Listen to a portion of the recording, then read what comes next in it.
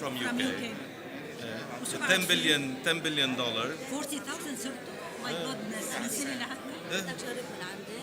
أقولك ما عندك. وإنجينير. استلم لي لبنان. لشو بعتي لنا؟ أنا حتى ما طول أنا عاملة بوكلت موزعت له ليه لكل العصر هيدا حتى السي في كامل. بنات شوفت هي ما عندها تليفون. ليش التليفون؟ ماريا تعرفتي على مستر بريخو؟ بونجور سمير بريخو. عسان تعملي لي اي تي تبعنا ومسؤولة عن الماركتينج عند شعر الحاج هبنات شعر. ايه بعد ما شفته اليوم هالمرة. بده يجي هلا. جاي من جازين. طلع اولاده على جازين. ايه ما هو بيطلع ما هو من هنيك. انت من وين سمير الاشرفيين؟ انا من اشرفية. طيب. We are ready? وصلت؟ سوي انا بعتيه بس؟ اوكي. ما راحت؟ عندك بعتين مشكل ولدتهم. خليني اشوف تليفون. مش معقول بس غير عن الصورة. غير شي على الصورة تعفانة. أنا روجة. هيدي إلي هاي؟ هيدي لإلك وجديدة وإذا بدك مسقعة لحط لك مسقعة.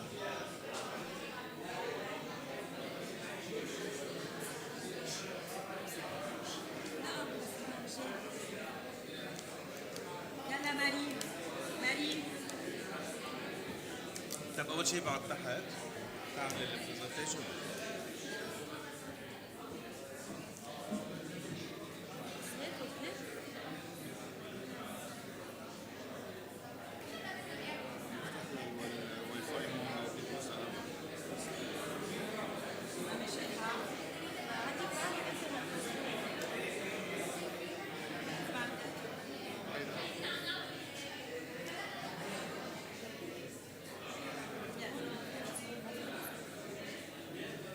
كيف الجروب السوري معكم؟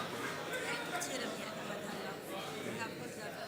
بعتهم على ايه شفت كنا نروح على دير القمر ولا؟ لا امبارح كنا بدنا بالزحمة؟ المفروض نروح على دير الأحمر بس مشان هون بدنا بعد.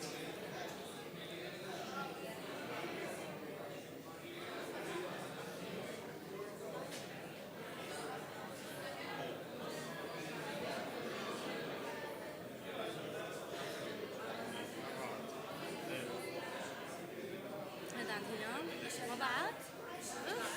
بعدنا مش الحال. ما عم يبعت. تعرف خلينا نظهر لبرا. بعتين مفهوم.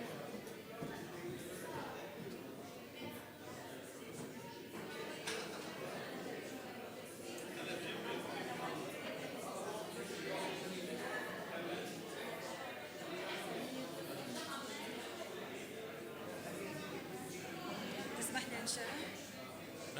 بس تسمح لي؟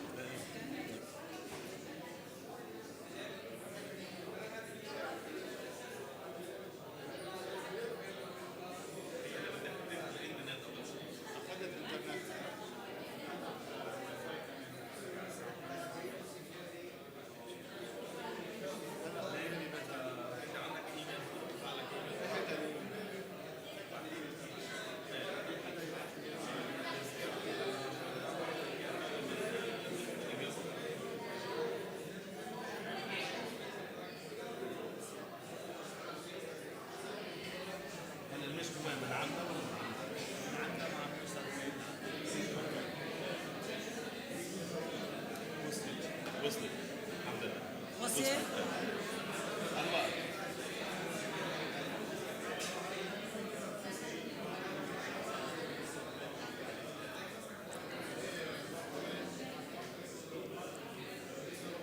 Ziad, would you call everybody please? We'll start.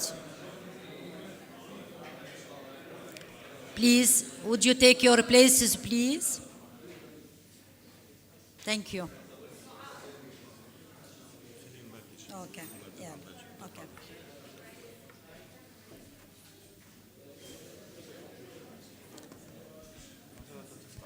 Please, would you take your places?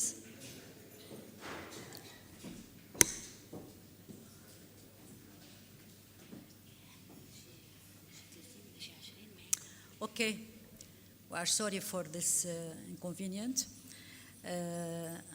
I am really very proud to introduce for the second year Mr. Samir Brikho, who came specially from London for the Maronite Academy and who is the Chief Executive of Amec PLC. Appointed Chief Executive of Amec in October 2006, Samir Brikho has led the transformation of Amec into a leading supplier of consultancy, engineering, and project management services to its customers in the world of oil and gas, clean energy, environment, and infrastructure markets. With annual revenues of some 10 billion, Amec designs, delivers, and maintains strategic and complex assets and employs over 40,000 engineers in around 40 countries worldwide. Prior to joining Amec, Samir was a member of the Group Executive Committee of ABB Switzerland, head of the Power Systems Division and chairman of ABB Lumus Global. He is a director of the United Kingdom Japan 21st Century Group. He currently sits on the advisory board of Stena AB, and in February 2010, Samir was appointed a UK Business Ambassador, Your Excellency, Business Ambassador by the then Prime Minister Gordon Brown, and continues to serve this capacity under David Cameron's government. Mr. Brikho is a fellow of the United Kingdom's Royal Academy of Engineering and holds an engineering degree, Master of Science in Thermal Technology from the Royal Institute of Technology in Stockholm, Sweden. He completed the YMP program at INSEAD in France in 1991 and completed a senior executive program Stanford, USA in 2000. He is also honorary doctor from UK. He speaks Swedish, Arabic, English, German, and French fluently. He is a Swedish citizen born in Lebanon with the Lebanese citizenship. He has 2 children and his interests include sports and music. تفضل Mr. Brikho. Your Excellency, تفضل.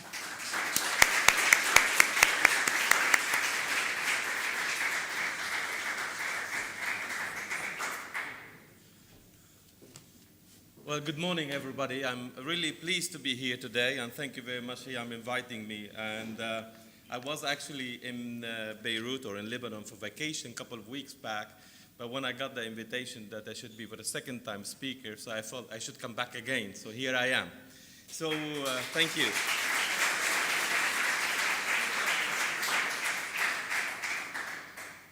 So I do not know how I'm going to excite you after what we have been going through yesterday, but I will do my best in order to maybe capture your attention. And thanks very much to Waleed's presentation also this morning. I learned a lot from it too, so there is a lot of possibilities here to learn. What I'm going to discuss today is maybe share with you my experience, how I was brought up, what did I do, but actually more important to discuss about the opportunities in Lebanon. Because I think everybody of you here would like to know what are the opportunities and how you can play a role in shaping the new Lebanon. So I'm going to cover the oil and gas industry. It has a lot of challenges and it has a lot of opportunities with it. The question is that how are we going to balance all this and how are we going to end as a winners once we actually be able to capture all these possibilities which we have. Hiyam was so kind to tell you a little bit about myself, but I was born in Ashrafiyya, which is as a part of the city in Beirut. I'm coming from an average family. My parents were hardworking, but they lived in one thing. They believed in education. And it was so important for me to go to good schools, but when the war took place, I had no other choice than to be on the streets. I was fighting for more than a couple of years. And after that, my parents felt that it was time to do something different. So I got my education in Sweden. I worked for a Swedish company, which merged later on with a Swiss company. I started from the lowest level possible in that company and ended to be the COO of that company. And it was a small company with about 250,000 employees worldwide, had a world market share of more than 23%. So it is amazing actually how many good Lebanese you can find out there. And there are many good names, and you are next. And that's why you are here. So I'm not going to dwell too much about what I have been doing, but I would like to share with you a little bit about what I do today. Today, I'm the chief executive of Amec Foster Wheeler. It's a combination of a number of companies. I joined the board, as Hayam was saying, about October 2006. We did more than 20 acquisitions. The last acquisition was a company called Foster Wheeler. We paid about $3.5 billion for it. Today, what we do is that we do engineer, consult, and project manage about $180 billion of work in the world. And for that $180 billion, I charge a fee to my customers. And my fee is about $10 billion. That's my fee, which makes my revenues. I have more than 42,000 engineers worldwide. A lot of engineers, a lot of project managers, very skilled people, because if you have not the possibility to provide value to your customers, nobody is going to pay you too much for it. How many times you have been asking for a plumber to come and help you out, or electrician, or whatever? If the electrician is not doing a good work, do you pay the electrician? Most probably not. If you go to your customers, and our customers are the ExxonMobil of the world, this is our largest customer, is BP, is Shell, is Chevron, is ConocoPhillips, EDF, Electricité de France. It could be many partners in the world. You cannot charge somebody $250 or $300 an hour unless that you can provide value. If you cannot provide value, nobody calls you up again. So that's what we do. The business, of course, is diversified across different sectors. We are mainly an oil and gas player. We're one of the few in the world which are playing actually in the whole upstream, midstream, downstream of the business. In the oil and gas business, this is a very distinctive, let's say, positions. Upstream means that could be offshore or onshore. This is oil exploration, gas exploration, could be platforms, but could be also onshore installations. Then you have the midstream, which is the LNG. This is liquefied natural gas. You have a gas. You need to transport the gas. You can push it through a pipe. But also, what you can do is that you liquefy it at a very high temperatures and pressures. It becomes liquid. The liquid gets contained in containers. You can move then the containers around the world. You regasify the liquid, and then you can use it for mainly power generation, but also for residentials and industrial. The downstream side of the business, that's when the molecule of the oil or the gas changes, which means you crack it. You crack it through a refinery, or you crack it through crackers, and then you can go to the petrochemical industries, you can go to aromatics, you can go to plastics. So that's the business which we are in. So we provide consultancy, engineering, project management, delivery across the whole oil and gas chain. But also we are in the clean power. Clean power for us means four things. We are in nuclear technology. We have built up all the nuclear power fleet in the UK. We have about 4 units which we are servicing in the US. We have rebuilt and reshaped. Somebody was from Canada. We're the Bruce Power in Canada, in Toronto. So we do quite a lot of work in Canada. We are big, actually, we are the biggest in Canada. So if the one who's a Canadian, I do not know, somewhere from here.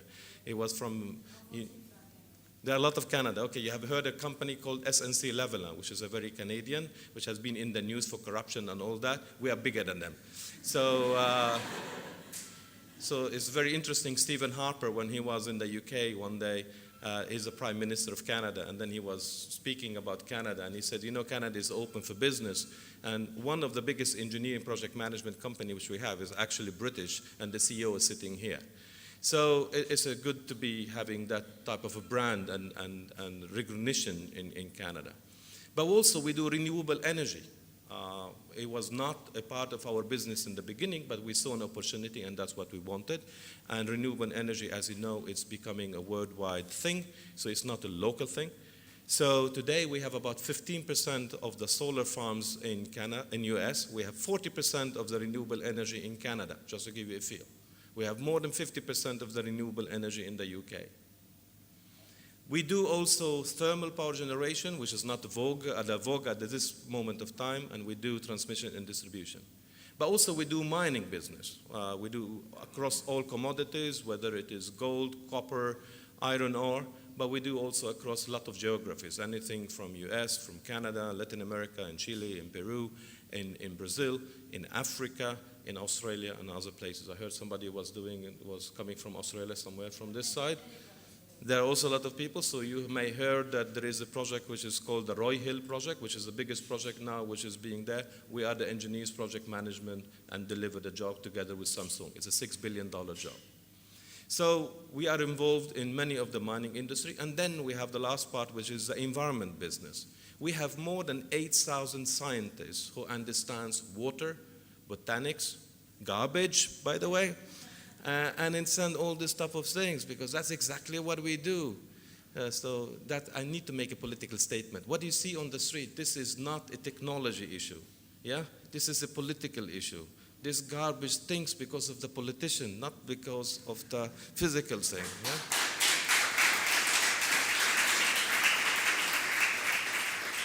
So something needs to change there. Some of the applications, and I see that you can see, that is, for instance, a platform which we have been building. This is in Montrose. It is done for Talisman as a project. What we do also is, as I said, solar. This is Sempra in the US, one of the largest plants in the US. It's 280 megawatts on one place. You cannot believe the acres of land or hectares of land which you need to have in order to be able to do that. We have a strategic alliance with the US Air Force. This is a hangar. This is for the F-35s. We do a lot of work for the US Air Force from the environmental side and the infrastructure. We go wherever they go. We are in the US, of course, but we are also in Guam, in Uzbekistan, in Afghanistan, in Iraq, in many of the difficult places. And what we do provide to the US government is actually an assessment about how things need to be done and how can we do things without any impact or major impact on the environment. But of course, the scientists are working on water issues, are working on mining, on oil and gas, on power, and other stuff too. Now, enough with the presentation. This is a gold mine in Turkey. Let me speak about the oil and gas, because time passed by, so I've been very fast now here. So, let me give you first the big picture, what I call. This is what you study in economics. You know, when you go to School of Economics, every time the professor will show you this. This is supply demand, yeah? Supply and demand. So what's happening in this world? Who is driving the demand? Because that's very important.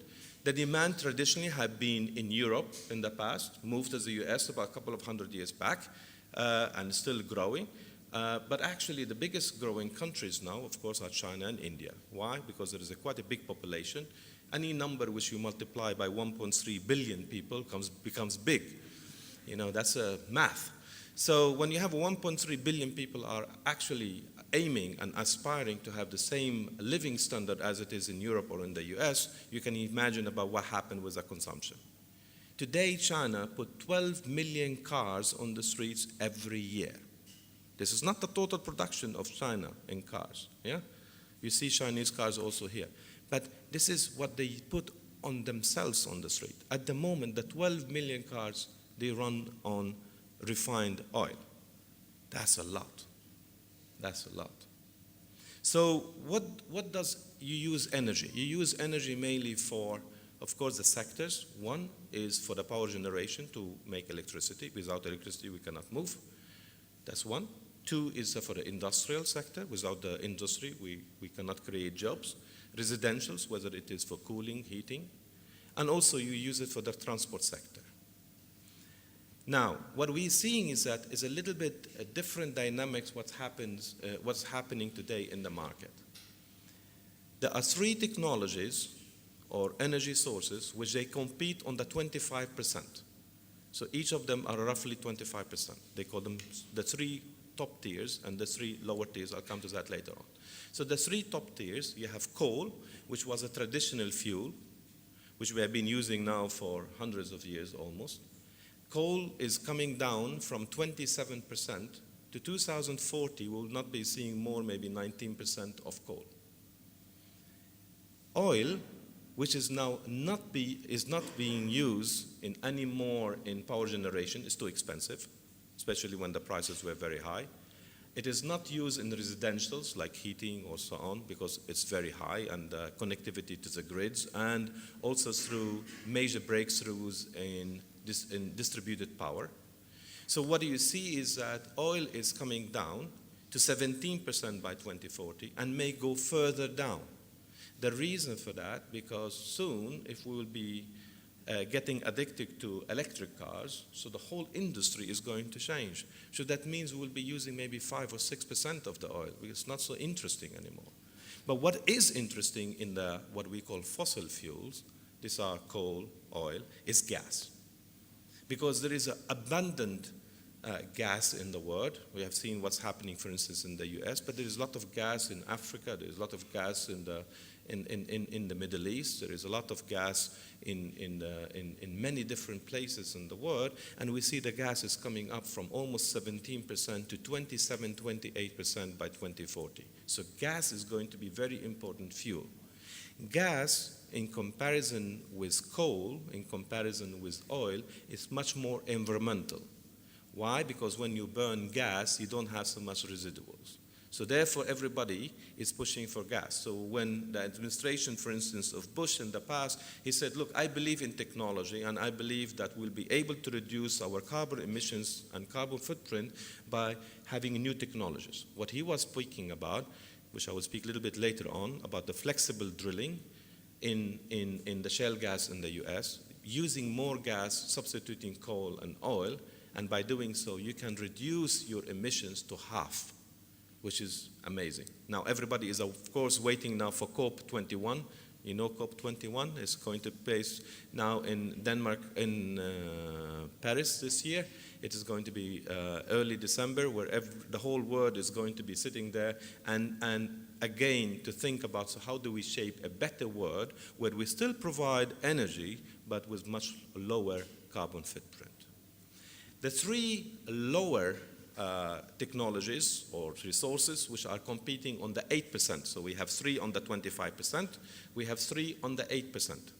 One of them is hydro. Hydro has been used forever, as long as we can remember. Hydro is about 8%. Now, good story is Google Earth has already found all the rivers in the world. We are not discovering any new rivers. So as Google Earth has helped us with that, so it's going to be stable around the 8%. It's not moving. Another thing which has been very interesting is the nuclear. Nuclear had a renaissance and was coming back actually in the game. Fukushima happened some 3 years back, and the whole thing changed again. There are not so many countries who are excited about the nuclear as it was before, but still some of the countries are building that. The 5 biggest countries which are going to build up a nuclear generation in the near future is going to be 1, China. China is putting 14 nuclear power generation or power plants every year online. 14, 14. The second one is being Russia. The third one is India. The fourth one is going to be the UK. And the fifth one. Thank you. I'm sorry. The fifth one is US. Now, because of the gas in the US, there has been some delays in the nuclear power generation, but this is going to happen anyway. Now, the last one, which is a very interesting one, which we came almost from a zero, is renewable energy. Renewable energy is coming from zero, and by 2040, we'll be having 8% of the whole power generation being generated in the world coming out from a renewable energy. That, of course, offload the carbon emission, which is great, but at the same time bring havoc in the electrical systems. Because why? The problem which we are having is that you get wind sometimes when you don't need power, and when you need it, you don't have it. You get solar and sun during daytime, which is great, but at nighttime I still need electricity. I don't have it.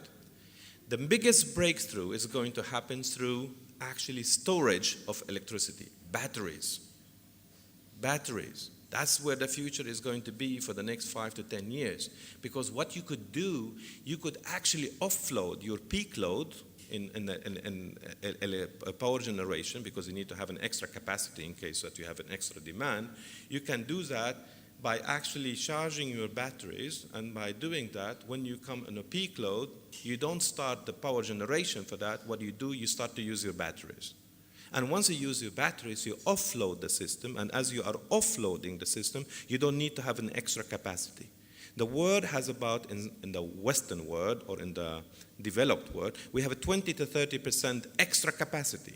We pay a lot, we as consumers, we pay a lot for this extra capacity just to be sure that in case there is a hurricane, there is a typhoon, there is an extra load, there is an emergency situation, you can still provide electricity.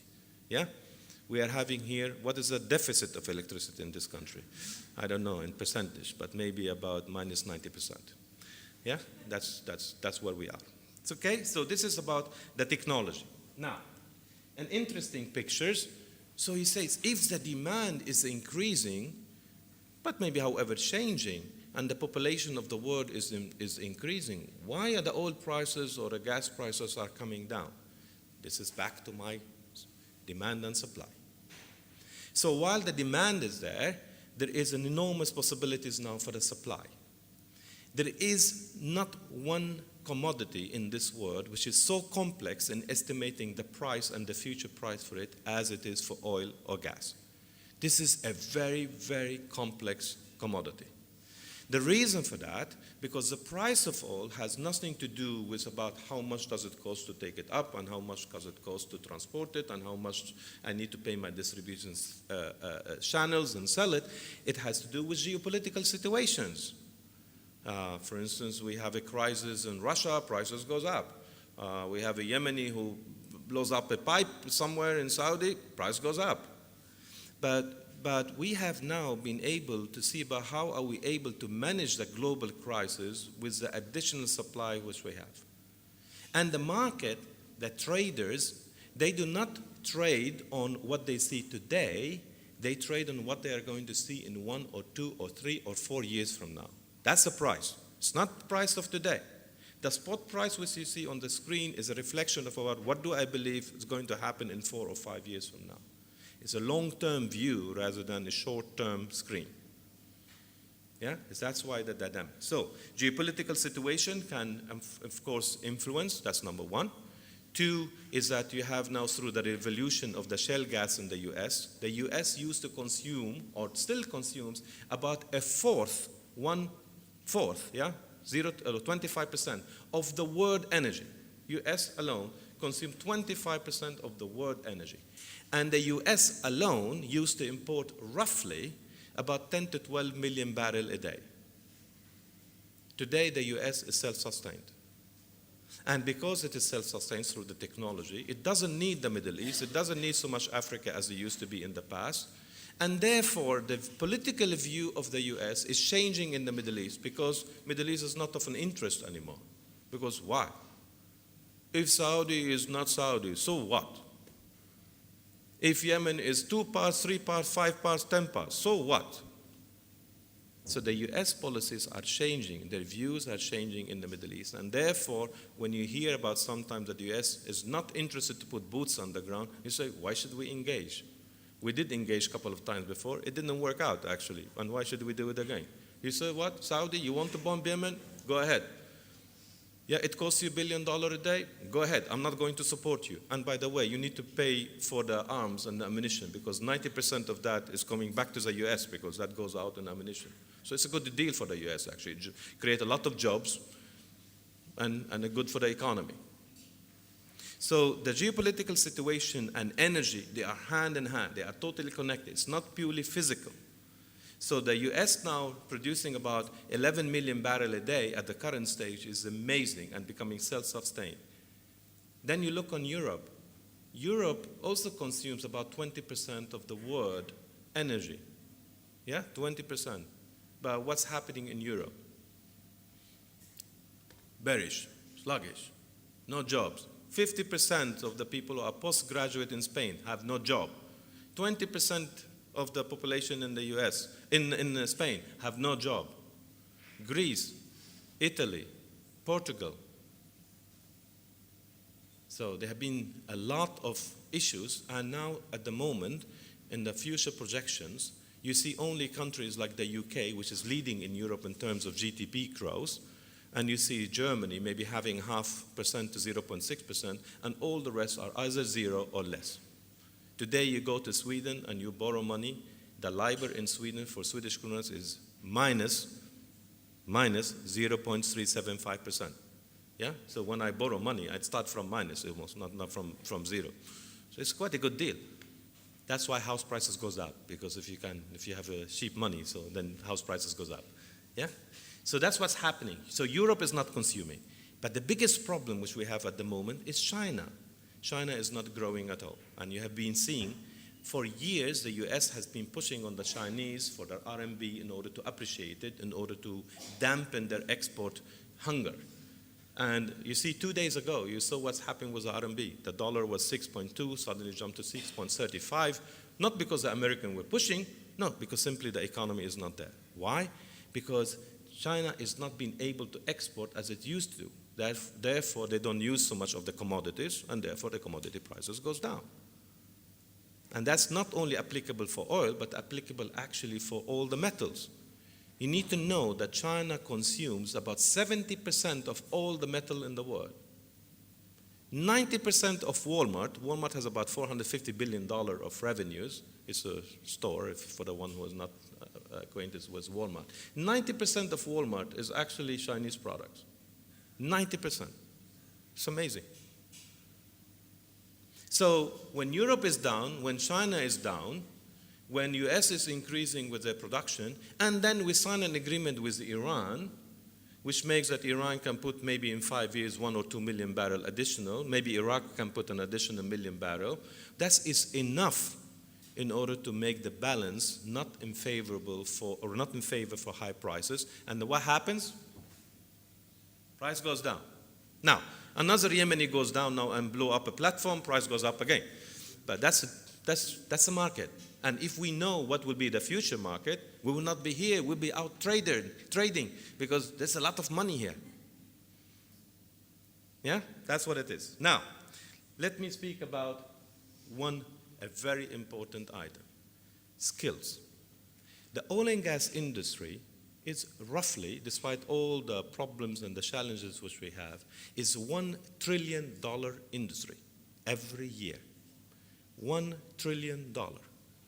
You cannot believe about how many people this industry actually employ. When somebody speaks bad about ExxonMobil comes out with a statement every year. We say how much taxes we have been paying this year. Exxon, for instance, last year has paid $20 billion taxes to the US government. $20 billion. Now, let me give you the economy of Lebanon, GDP of Lebanon, 45 billion, 45.7, 45.6 or whatever. One is paying taxes of 20 billion. This is what Exxon has paid. But if you calculate the employees, how much they pay tax and so on, it's bigger than Lebanon. In tax, not in revenues, in tax. So you got the feeling? So when Exxon goes to the US government and says, I don't want this, I want that. I want to see Mozambique in a stable position. You bet Mozambique will be stable. Because the US government says, well, Rex Tillerson told me Mozambique need to be stable because we have a lot of activities there. Well, it's going to be stable. The US will move out there, put everybody in place, and see that it works. It's too much money involved. Too much money involved. But also too many people involved.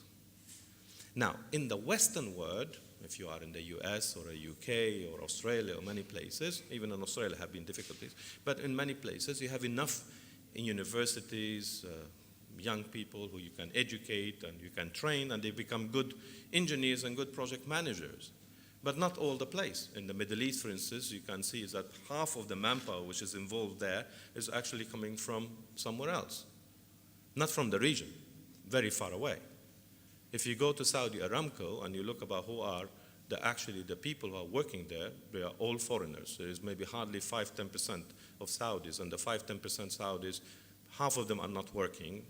Half of them they come, or a quarter of them they come to work, do not work. No, half of them did not show up. Quarter of them they come but they don't do work, and a quarter of them try to do some work. So it's quite a big challenging environment. And of course, why I'm mentioning this, because when we'll come to the Middle East and when we'll come to Lebanon, yes, the opportunities are there, but the challenge is that, well, how do we get the people to do the work?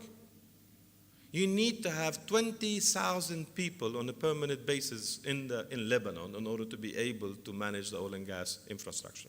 20,000 skilled, highly skilled engineers mainly to do the job.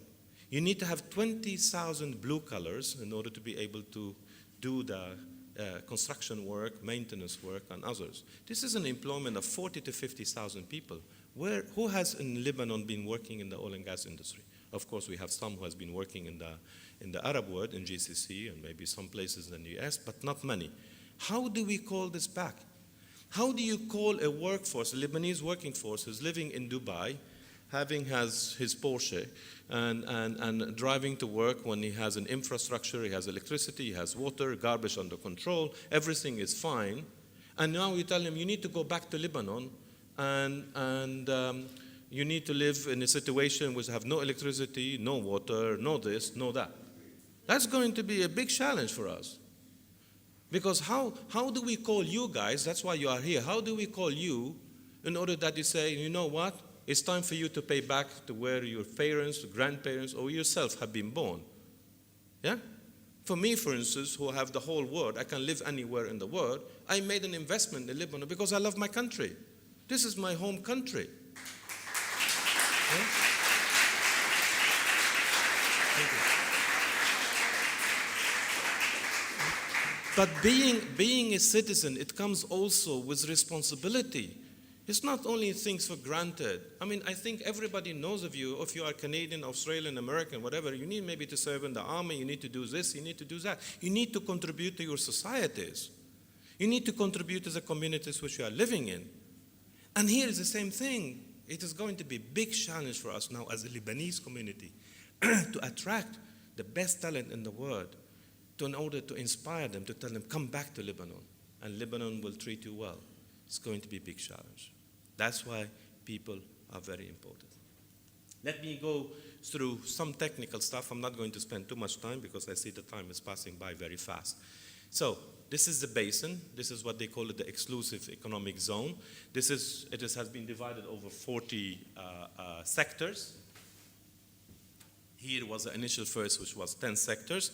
And what the government does is that they go out to the different oil and gas companies and try to speak to them to see whether they can make a joint development agreements. Why do you need joint development agreements? In order to see about how you can be, for instance, Exxon or Shell or BP or ENI or all the small operators to come here to Lebanon and to say to the government of Lebanon, look, you don't need to do anything.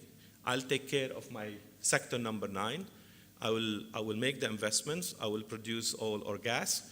I will pay my bills for the capacity, which is I have been building. But after I start to make money, I'm going to share this 50-50 with you.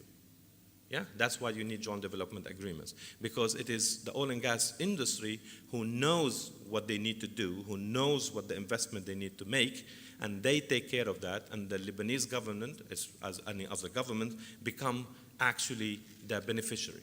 Now, there are some countries in the world, of course, they have developed their own, what we call national oil companies. Like in Norway, you have Statoil. In Saudi, you have Saudi Aramco. In Abu Dhabi, you have ADNOC, and so on. Yeah?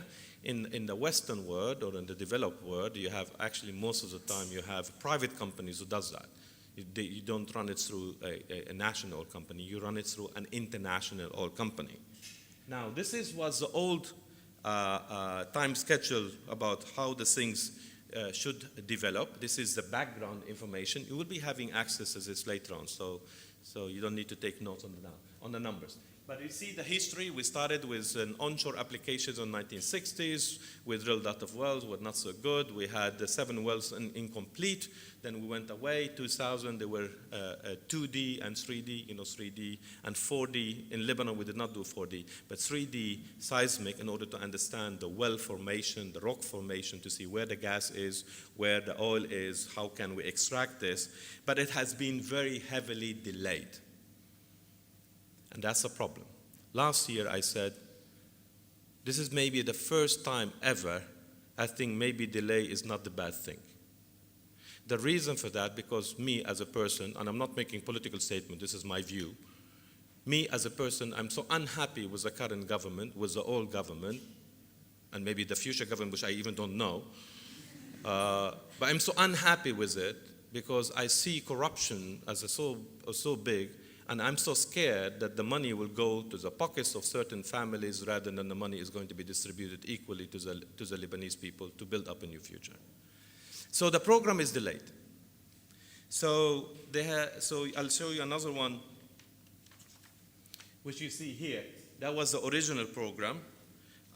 They were supposed to be, the forecast was supposed to bid evaluations in 2013, contract signed in 2014. This didn't happen. Exploration to start in the last half of 2014, which is last year. The first drilling will be starting in 2016, which is not going to happen. And the first oil which was supposed to be coming up in 2017, which is not happening either. Wow, this is not so good. So what is the problem here? These are many of the companies who has been qualified according to the Lebanese rules in order to make the investments. There were 52 or 54 of them, I'm not so sure. But at the end of the day, so they have announced the name of the companies. It says these are the companies has made, let's say, put their interest. There was supposed to be a communication with the companies in order to say about how they want to do it, what would be the benefits, and so on, or do all the planning. This didn't happen. And we are still waiting. So definitely big delays. Yeah. So the bidding round has not been completed. It did not conclude. And that's where we are today. And the same thing happens, by the way, for the garbage, because they have agreed to the garbage that we are going to do this. It's not being concluded either. So which is a little bit more of urging. But what is the problem? The problem is that, we're not living in a silo world. We have neighbors. We have Israel. We have Cyprus. We have Syria.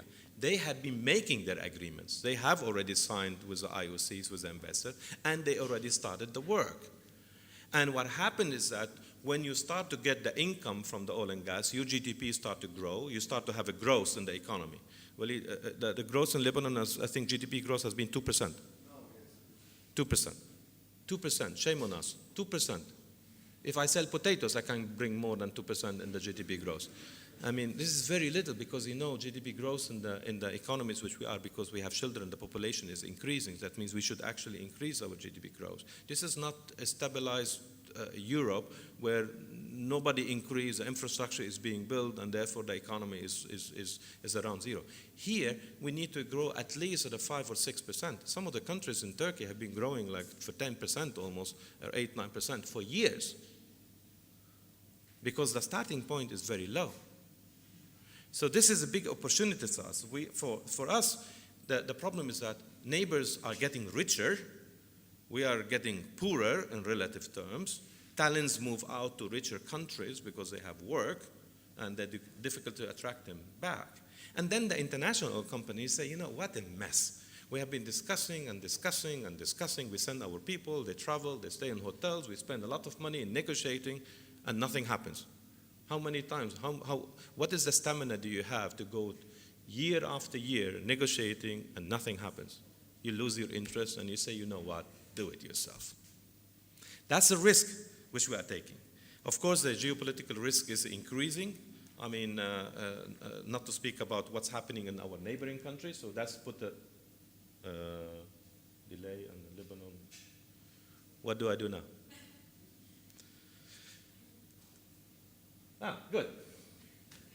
Some good news, however, apart from the slide. The Lebanese government has been discussing with Norway. The reason for that, Norway population is about 5 million people, more or less the same population which we have here. They have been doing quite a good work. Norway is one of the best examples in the world about how you can extract energy and how you can deploy the money to build up a better future for Norway. And the question is that, can Lebanon learn from this? There's a lot of lessons we can learn from Norway. But let's see whether we can do that. There are a lot of local initiatives that are trying to understand about what it is, but have not developed to anything yet. So what does this mean? There are a lot of possibilities. We have a lot of power generation, which is using actually today heavy fuel, and this is not good for the environment. We need to do a lot of things about the environment, by the way. It is very sad, but I don't swim in the water anymore because I'm a little bit scared, because when you measure this and you see the numbers are not so good. So I need sometimes go all the way to Amshit in order to be able to swim, because it's a little bit better water, but that's not the case. So we're burning heavy fuel. The heavy fuel has a lot of pollution with it. If we will get the gas, we'll be converting the power stations to run on gas. We'll be reducing the emissions heavily. There are a couple of refineries, one in the north and one in the south, which we are able to do that. We'll be able maybe to do an LNG export terminal and connect it with Cyprus, because that becomes maybe a hub for export. That's where they get all the gases and the oils mixed up and to sell it. But also it is a good opportunity to create more jobs. However, there have been good lessons and bad lessons in the world. What this chart to try to illustrate, not everybody who got oil and gas is actually got good. There are good examples, there are bad examples. So the oil and gas is a sword with a double edge. It could be a curse. Why? Because some of the countries, when they got so much oil and gas, it corrupted the whole society, so then nobody was started to work. So two is that you move from investment in the, for instance, service sectors in Lebanon to say focus on the oil and gas sector, and suddenly now everybody is looking on the oil and gas sector, and the other sectors do not get the same level of investment, and you do not make the investment, then they die. And bad examples are countries like Nigeria, like Equatorial Guinea. Good examples are what happened in Norway, in the UK, in the US. So we need to be careful, if we are smart, in order to see about how are we able to benefit from this rather than having a curse on us because we have oil and gas. Now, this is about the US shale gas story. The revolution in the technology, what we call a flexible drilling. Before, you used to locate a gas or oil pocket, you drill on a vertical basis, and then you do that. Today, you do with a seismic, you have a lot of pockets, you're sitting on a deck, you have a spaghetti of drillers, of drilling equipment below you, going left and right. We can hit with the technology today, if I sit on a deck here, I can hit 10 kilometers further away, a size of a wheel. Yeah? Sitting in my office, I can move with my joystick, and I can move a drill like a snake, yeah, and go and hit something the size of a wheel 10 kilometers further away. That's how the technology is today. And all of this is under the earth. With the hydraulic fracking, and we'll be different things, has made an enormous opportunities for us in the oil and gas industry, which did not actually exist before. But the same thing is that at the end of the day, you need to have talented people. Because somebody who need to understand about what is the pocket, how do I get there? So the technology has put a lot of pressure on us in order that we need to upgrade the qualification of our engineers, even in Europe or in the US, because they are not good enough for the new technologies. It's taking somebody who's 70 years old and to be working at Apple to say, you need to develop now the iPhone 8. He said, what is an iPhone? That doesn't work. So the education system needs also to be increasing in order to adapt to the new situation. Now, Lebanon. What are the opportunities? If we get oil and gas, of course, it will reduce our debt possibilities. What is the debt? 130% of the GDP? 138.2. So Yeah. So that would gross debt, yeah. Yeah, but reducing the debt is one of it. Energy independence. You know, we import at the moment about 95% of our energy from abroad. We import about 120,000 barrels of heavy oil in order to burn it in different things, refined products, and so on and so on. So all that is going to be changing. The diversification in the industry. Today, about maybe 70% we are depending, 74% of the GDP we are depending on service industry, 21% only on the other economies, totally. Yeah? Which means that we can change that balance, because if you have energy, you can start to produce. You can put actually petrochemicals, you can put refineries, and you can do a lot of things. So that's a great opportunity. Of course, there will be local investments because people are excited about this. Everything's get upgrade. You need to have, however, electricity. It's for granted. I mean, I tell you sometimes, when you discuss in Europe, when somebody will tell you, well, we need to have electricity. You don't have this question. Electricity is there. I need to have water. Water is there. I need somebody to take care of the garbage. We don't discuss this. Oh, it's there. Of course it's going to be there. I would like to take it for granted. This is not a challenge. This is basic. Of course, it will create a job creation, which I think is very good. So what is the price we are looking for? This is the price. So you see there, this is the total volume in the Levant Basin. This is the total in the Lebanese water. So we have at the moment, with today's technologies, with the 3D, because we did not do 4D. If we do 4D, we'll know better. If we'll do drilling, we'll know better, because we understand the pressures and so on. We have roughly about 865 million barrels in the Lebanese water. We have about 96 TCF. Now, in the recovery, we can recover only 50% of the oil and about 80% of the gas. So you need to multiply that in order to get the recoverable. But with a few years, while we are doing this for the next 25 years, the technology improves, and we can even what we call EORs, enhanced oil recovery. We improve with the technology, we get more oil or more gas. So if we take a unit price, bad prices at the current stage, we are speaking about a price of $400 billion. GDP, 45. This is 10 years. Sorry? 50, 60. So now you know what does this mean for us. So the question is that, of course, is going to be for us.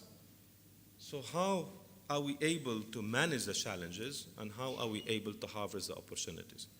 This is a great story. Not every time you get such a resources. But we need to have a stable economy.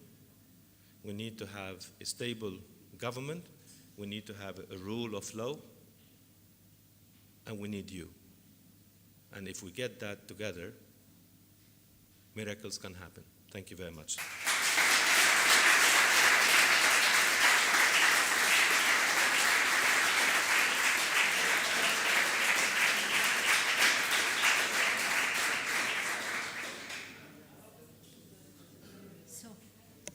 Do we have questions? I'm sure a lot of you would love to ask questions.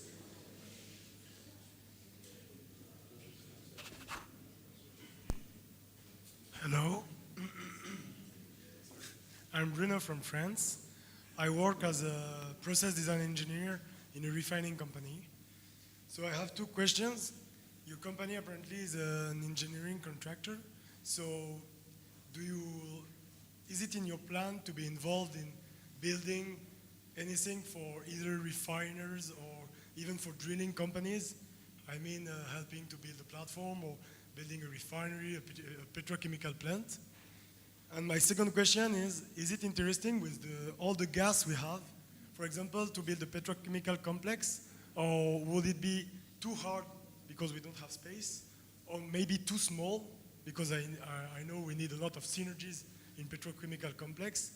And with this idea, is there a competition with Saudi Arabia and other countries? Because I know that they are building huge petrochemical complexes. Yeah, no, you're right. So let me address the second question.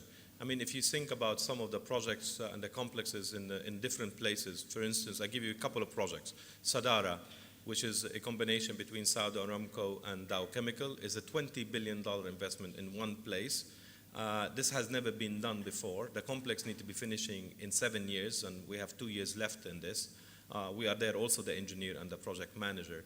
This is a major complex. And can Lebanon actually, let's say, with a smaller investment, will be able to do that? Yes, it can, because what you do is that you do not need to be in each of the complexes, as you know, in the petrochems. You can find a niche market and say, I'm going to do this, and I'm not going to do the whole value chain. And the world which we are living in, you can get a product, and then you can refine the product and export it again. So we can find the niche which we want. We will not be able to compete maybe at the current stage. Let's assume that we have oil and gas. But at the current stage, cost of money in Lebanon is so much higher than it is in the other places because of the geopolitical insecurities. And there is insurances and all that which cost much higher, people, talent, and all that which costs lots of money. But you can find always a niche. So the first question is that, is our company interested to make investments? Yeah, but we are not a Mother Teresa setup. I mean, let me tell you this is a very funny story.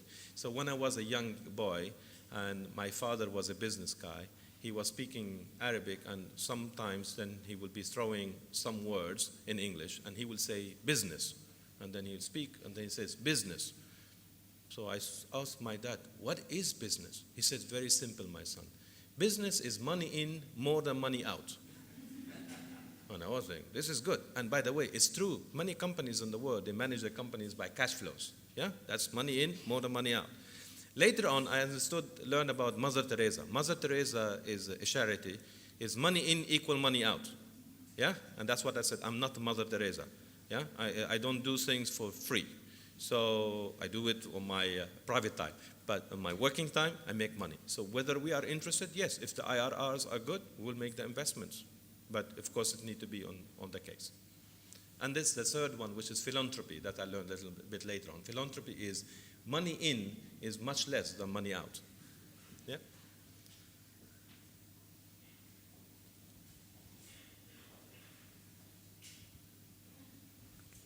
Hi, I'm Carol from the U.S. So with respect to natural gas, I know in the U.S. fracking is a very controversial issue. So being an environmentally conscious company, are you considering the environmental effects of fracking? Yeah, indeed. I mean, fracking, so we call it conventional oil and gas activities and non-conventional oil and gas activities. So fracking process is a non-conventional, and it has been, as you said, very, very controversial. The Financial Times, about 3 years back, the FT, they had a big picture of the U.S. on the front page, where because as you are from the U.S., where North Dakota had higher emissions than the whole Great Lakes area where the industry is, which tells you is that many of the frackers were actually flaring the gas in order just to capture the oil, because the gas was $3 per million BTU per unit, while the oil was $110, $120. So nobody wanted to have gas, everybody wanted to have oil. So if you get gas, you flare the gas, which is environmentally totally unsound. So what we do is that we help first governments in order to shape and create the right policies to put it on the operators to tell them you cannot do this. But then we go also and help the operators in order to say you should not do this. So for instance, in operations with ExxonMobil in many different places in the shale gas, XTO is a company which they bought for about $42 billion or something like that. And when they were discussing about how they're going to exploration, we said, this process is not sound because we should not do this. So we have been giving them quite a lot of help in order to be able to provide us with energy, but with much lower impact. So yes. Thank you.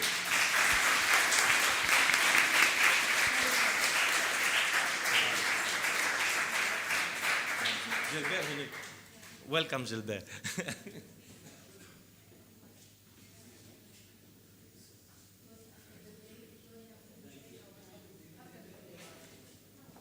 We have 10 minutes for the break. Please, not more than 10 minutes. Mr. Gilbert Gostin is already here. Thank you.